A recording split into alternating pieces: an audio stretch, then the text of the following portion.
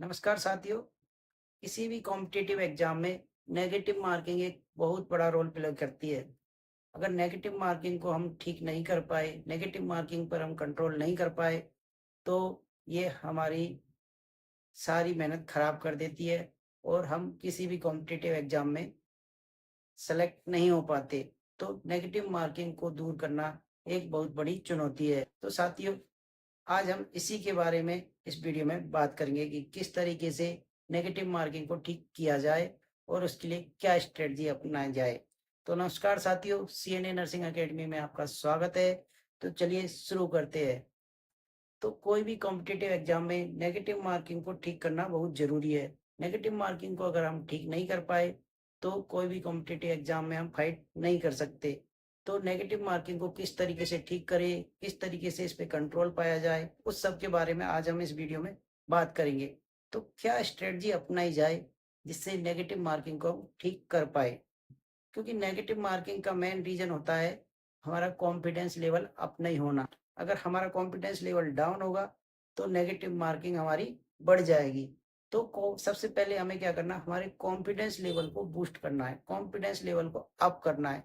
आपने देखा होगा कि कुछ लोगों का 3-3 4-4 एग्ज़ामों में सिलेक्शन हो जाता है। पहला एक किसी एग्ज़ाम में सिलेक्शन हुआ, उसके बाद 2, 3, 4 में भी सिलेक्शन आसानी से हो जाता है। वो इतना बाद में पढ़ते भी नहीं है, फिर भी उनका सिलेक्शन क्यों हो जाता है? ये सब कॉन्फिडेंस के ऊपर है।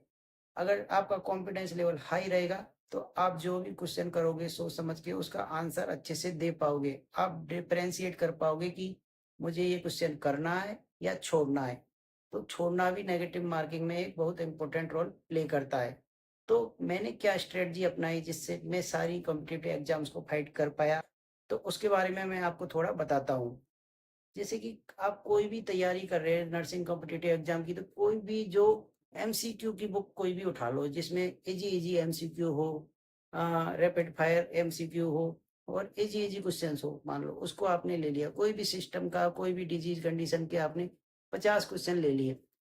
अब 50 क्वेश्चन के लिए आपने टाइम फिक्स कर लिया कि मेरे को 40 मिनट में ये क्वेश्चन करने हैं या 30 मिनट में ये क्वेश्चन करने हैं। शुरू-शुरू में आप 40 मिनट रख लो, उसमें आपको ये क्वेश्चन करने हैं। ईज़ी-ईज़ी क्वेश्चन है तो आपको जल्दी हो जाएँगे वो। आपको आ रहे हैं तो ठीक है, नहीं आ रहे तो जो वही है।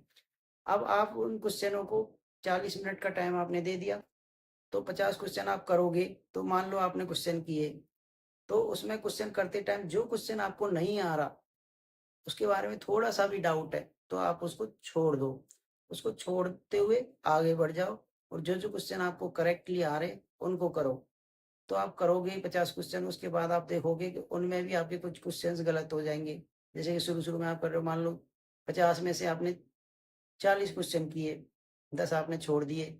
40 में से भी आपके 10 क्वेश्चन गलत हो गए मान लो, तो आपके सही क्वेश्चन कितने हुए? 30। 30 क्वेश्चन सही हुए, 10 गलत हो गए, तो उनका अगर आप नेगेटिव मार्किंग कैलकुलेट करें तो 1/3 नेगेटिव हो गया। तो 10 का 1/3 नेगेटिव हो गया, तो 30 में से और 3 नंबर कम हो गए, यानी कि आपके 27 नंबर आए 50 में से। तो आपकी टोटल परसेंटेज बना 54%। तो आप ऐसे एनालाइज़ कर सकते हो कि मेरे अभी 54% बने हैं। अब आगे अगले दिन फिर से आप लेके बैठ जाइए, या आपने सुबह लिया शाम को कर लो ये। दिन में 1 बार या दिन में 2 बार भी आप कर सकते हैं। तो जैसे ही आपने किया, अगले दिन आप फिर से लेके बैठे, तो आप धीरे-धीरे जैसे करोगे, तो आपकी परसेंटेज ऊपर बढ़ने लगेगी। शुरू-शुरू में आपको लगेगा कि यार इतने सिंपल क्वेश्चन थे, उनमें भी मेरे 54% आ रहे हैं, तो थोड़ा आपको स्ट्रेस आएगा। स्ट्रेस आएगा तो फिर आप और आगे बढ़ोगे, लेकिन ये है कि कॉन्फिडेंस लेवल शुरू में डाउन होगा, लेकिन जैसे-जैसे आप प्रैक्टिस करते जाओगे, आपके 54 है तो फिर 60, 70, 75% तक आप उसको लेके जाइए। और इसके 3 फायदे होंगे। सबसे पहला फायदा क्या होगा, इससे आपको क्वेश्चन छोड़ने की टेंडेंसी बन जाएगी, आप क्वेश्चन छोड़ने लग जाएँगे। क्वेश्चन छोड़ना भी नेगेटिव मार्किंग को कम करने के लिए एक बहुत ही ज़रूरी उपाय है। क्योंकि अगर आप क्वेश्चन छोड़ना नहीं चाहोगे, सारे क्वेश्चन कर दोगे, वो नेगेटिव हो जाएँगे, तो आपके मार्क्स कटने लग जाएँगे।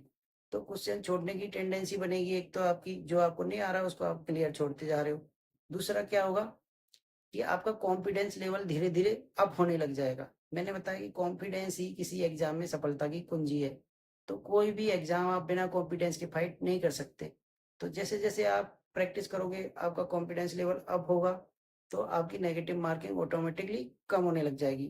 तो पहला आपका क्वेश्चन छोड़ने की टेंडेंसी बनेगी, दूसरा आपका कॉन्फिडेंस लेवल बूस्ट होगा, तीसरा आप बार-बार में क्वेश्चन करोगे, क्वेश्चन करने की आपकी प्रैक्टिस भी बन जाएगी कि डेली हम क्या करते हैं कि थ्योरी पढ़ते, फिर क्वेश्चन का टाइम आता है, फिर आलस करते हैं कि यार थ्योरी तो पढ़ ही ली, अब क्या क्वेश्चन करें, तो वो छोड़ देते हैं, तो क्वेश्चन करने की टेंडेंसी भी बनेगी। तो इस तरीके से आप नेगेटिव मार्किंग को कम करके, अपने कॉन्फिडेंस लेवल को बूस्ट करके आप किसी भी कॉम्पिटिटिव एग्जाम में फाइट कर सकते हैं। तो मैंने तो गाइस ये स्ट्रेटजी अपनाई थी। मेरी कॉम्पिटिटिव एग्जाम्स में जितनी भी नर्सिंग की कॉम्पिटिटिव एग्जाम 2014-15 में हुई थी, उन सारी एग्जाम्स में मैंने सिलेक्शन प्राप्त किया। तो आप भी ये स्ट्रेटजी अपनाइए और किसी भी नर्सिंग कॉम्पिटिटिव एग्जाम में आप सफल होइए। अगर आपको मेरी स्ट्रेटजी पसंद आई तो कमेंट करके ज़रूर बताइएगा और साथ-साथ दोस्तों सीएनए नर्सिंग अकेडमी को ज़रूर से ज़रूर सब्सक्राइब कीजिएगा। धन्यवाद।